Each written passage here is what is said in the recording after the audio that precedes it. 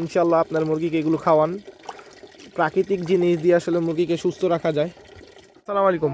আমার হাতে যে 3টি জিনিস দেখতে পাচ্ছেন এগুলো হচ্ছে শীতের মধ্যে মুরগির ঠান্ডা, জ্বর, সর্দি, কাশি এবং ভাইরাসের মহা ওষুধ। তো কীভাবে আপনারা এই 3টি ওষুধ ব্যবহার করবেন আপনারা দেখুন।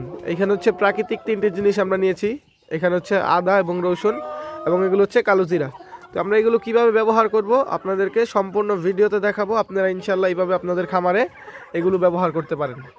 কালো জিরা এবং রসুন, আদা এগুলোকে আপনারা শিলপাটায় ভালোভাবে বেটে একদম ম্যাশ করে নেবেন, যাতে করে একদম পানির সাথে এগুলো মিক্স হয়ে যায়। তো দেখতে পাচ্ছেন আমাদের এই কালো জিরা এবং রসুন এই দুইটা হচ্ছে একবারে ম্যাশ করা হয়ে গেছে। এটা একদম দুইটাই ম্যাশ করা হয়ে গেছে। আমাদের মুরগির যেহেতু ঠান্ডা নেই তাই হচ্ছে আমরা আপনাদের যে কলের যে নর্মাল পানি, এই নর্মাল পানিটা ব্যবহার করতেছি। যদি আপনার মুরগির ঠান্ডা থাকে সেক্ষেত্রে আপনি হালকা কুসুম গরম পানি ব্যবহার করতে পারেন।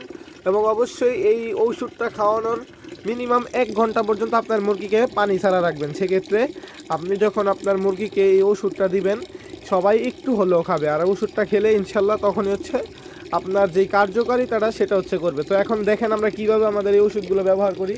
তো আপনারা ইনশাল্লাহ এইভাবে যদি পালন করতে পারেন আপনাদের খামারে মুরগির ঠান্ডা, জ্বর, সর্দি, কাশি এবং টুকটাক যে ছোটোখাটো ভাইরাস সমস্যাগুলো এগুলো ইনশাল্লাহ তাআলা ঠিক হয়ে যাবে।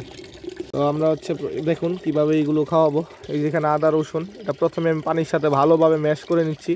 যদিও এটা পাটায় বাটা একদম মিহিন হয়ে গেছে, এটা হচ্ছে প্রথমে ম্যাশ করে নিচ্ছি সুন্দরভাবে। ইনশাল্লাহ আপনার মুরগিকে এগুলো খাওয়ান। প্রাকৃতিক জিনিস দিয়ে আসলে মুরগিকে সুস্থ রাখা যায়।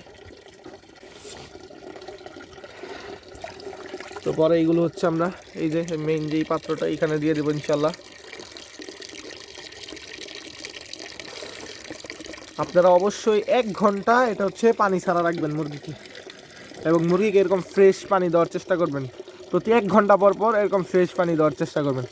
তো আমাদের হচ্ছে এইখানে আদা রসুন কালো জিরা বাটা সব কিছু দেওয়া আছে। এখন হচ্ছে আমরা প্রায় 1 ঘন্টা পরে এই পানিগুলো আমরা খামারে দিব এবং আপনাদেরকে দেখাবো যে এই মুরগির পানিটা কি মুরগি খাচ্ছে কিনা। পানি দিয়েছি, সবগুলো মুরগি এখন আস্তে আস্তে পানির সামনে যাচ্ছে। তো আপনারা হচ্ছে ওষুধ দিলে একটা জিনিস চেষ্টা করবেন, সেটা হচ্ছে মুরগিগুলো সবগুলো একদিক থেকে নিয়ে পানির কাছে নেওয়ার জন্য। এতে করে ইনশাল্লাহ আপনার মুরগি যখন পানির কাছে যাবে পানি খাবে ইনশাল্লাহ।